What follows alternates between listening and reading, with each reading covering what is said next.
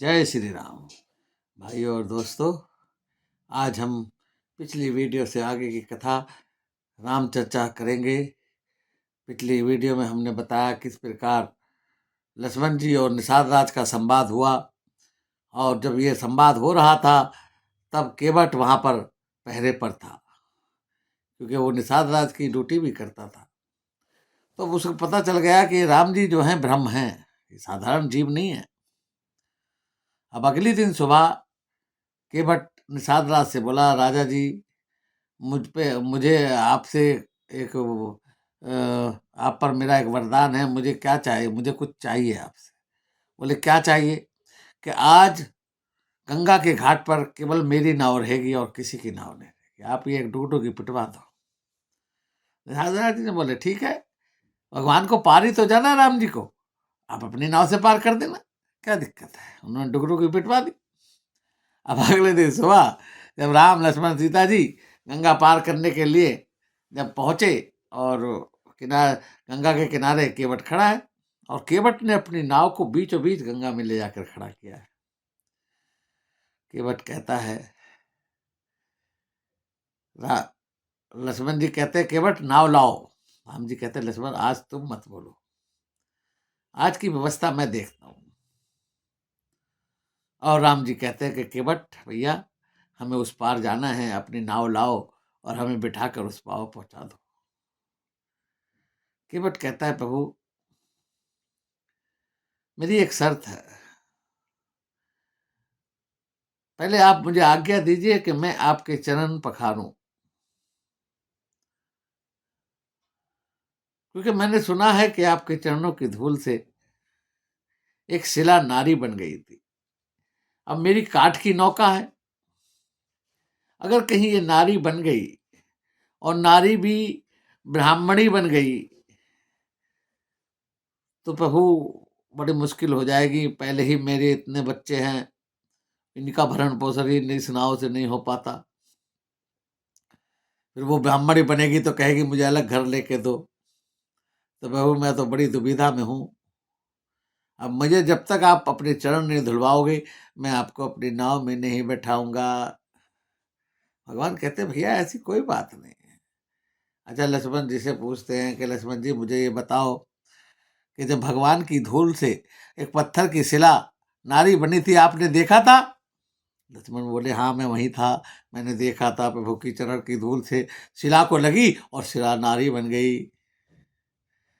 अब बोलो, अगर मेरी नाव नारी बन गई तो मैं कहाँ का कहीं का भी नहीं रहूंगा। इसलिए आप मुझे चरण धोने के लिए कहिए, चरण पखारने के लिए कहिए। अब प्रभु ने कहा ठीक है, तुम मेरे चरण पखारो और हमें उस पार पहुंचाओ। अब केवट बोला ठीक है महाराज। केवट घर की ओर दौड़ा। लक्ष्मण जी बोले कि भैया तुमने ऐसा क्या कह दिया जी, घर की तरफ दौड़ने लगा?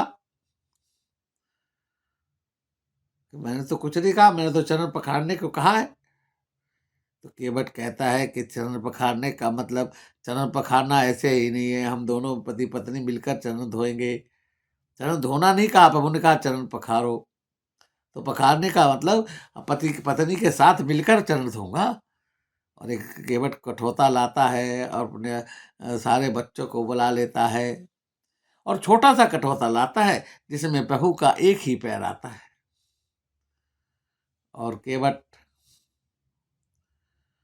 उस पैर को प्रभु के पैर को कठौते में रखता है और गंगा जल से धोता है और उसको पी जाता है।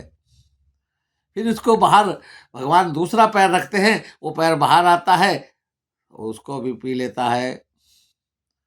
अब कहता है प्रभु ये तो आपका पैर गंदा हो गया, ये तो दोबारा धोना पड़ेगा। प्रभु का पैर फिर धोता है और फिर पी जाता है।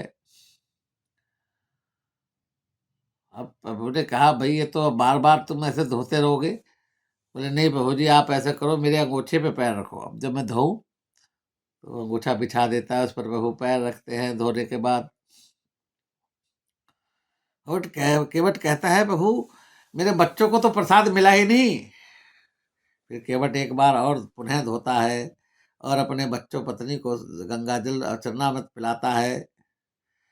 अब वो कहते हैं अब चलो, कि प्रभु ये देख रहे हो, ये मेरे मोहल्ले वाले, गांव वाले खड़े हैं, ये मुझे जीने देंगे? जब तक इनको प्रसाद नहीं मिलेगा शरणागत का, तो ये मुझे जीने नहीं देंगे।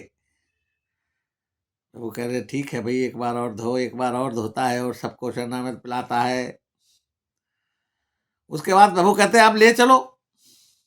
प्रभु कहते, केवट कहता है प्रभु आपसे पहले एक और लोग हैं जो आपसे पहले गंगा पार करना चाहते हैं। बोले हमें तो कोई नहीं दिखाई दे रहा। मैं कहा प्रभु बस एक बार और धोऊंगा, मेरे पितर आपके चरणामृत के इंतजार में खड़े हैं।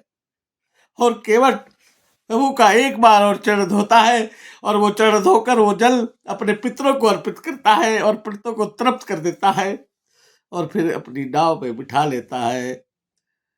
आज की कथा को यही विराम देते हैं भाइयों। आपको हमारी वीडियो पसंद आए तो लाइक और शेयर करना, सब्सक्राइब करना।